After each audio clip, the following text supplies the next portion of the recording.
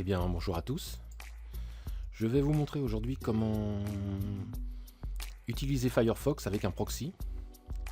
Donc, nous allons faire deux choses. D'abord, trouver des proxys, plutôt de qualité, enfin on va tenter en tout cas. Et ensuite, comment configurer Firefox pour utiliser ces proxys, enfin l'un de ces proxys. Donc, d'abord, on va chercher les proxys.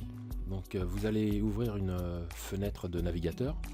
Vous allez aller sur Google tout bêtement, hein, google.fr par exemple, et taper adresse IP.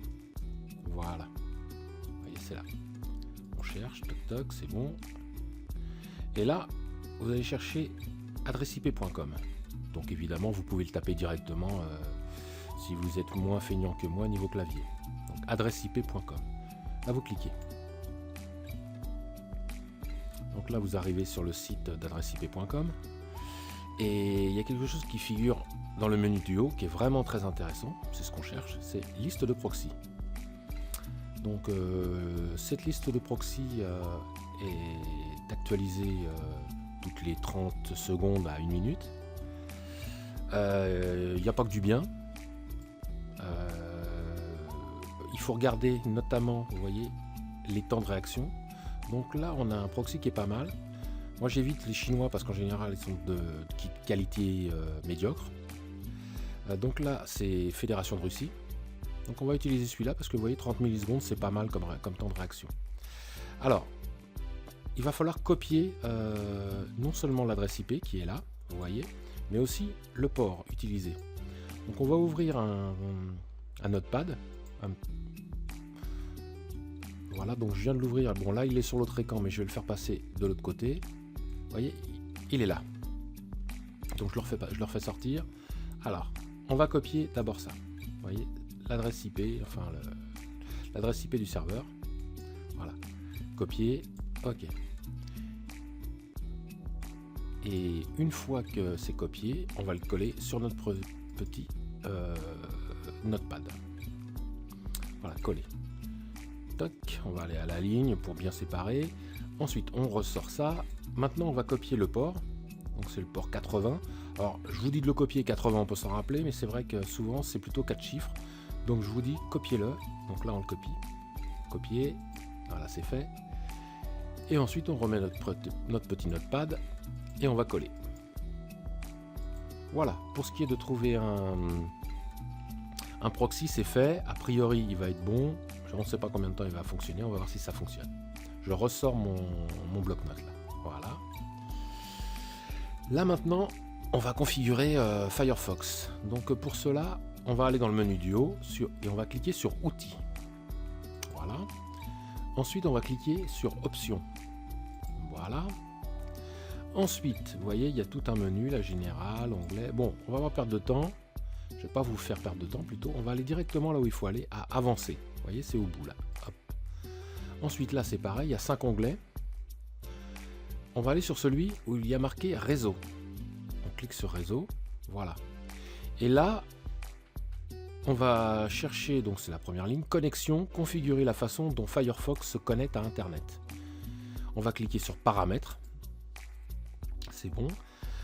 Et là, vous voyez, il y a pas de proxy, c'est ce que c'est. Vous accédez normalement à Internet.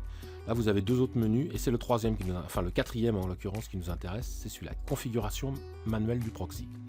Voilà, c'est bon, c'est là. Et là, on va récupérer maintenant notre petit bloc-notes. Voilà, avec d'abord l'adresse IP.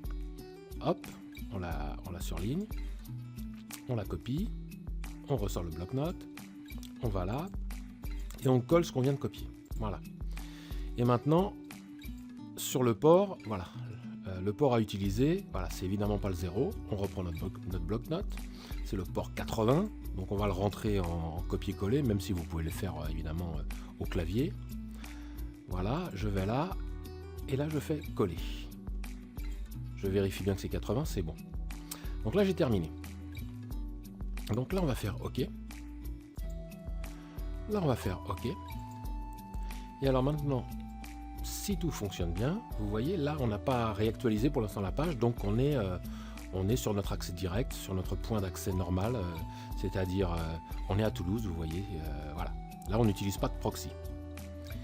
Et on va actualiser la page, donc à cet endroit-là pour Firefox. Actualiser la page courante et on y va. Et vous allez voir le résultat d'ici quelques instants.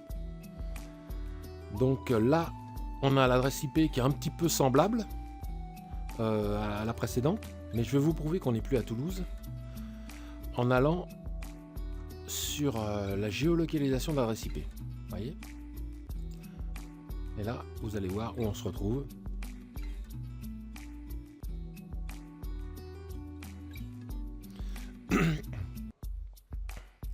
Donc vous voyez, alors là, la carte ne s'affiche pas parce que justement on est derrière un proxy et qu'il y a beaucoup de choses de chez Google notamment et tous les grands sites qui ne s'affichent pas dès qu'ils détectent un proxy.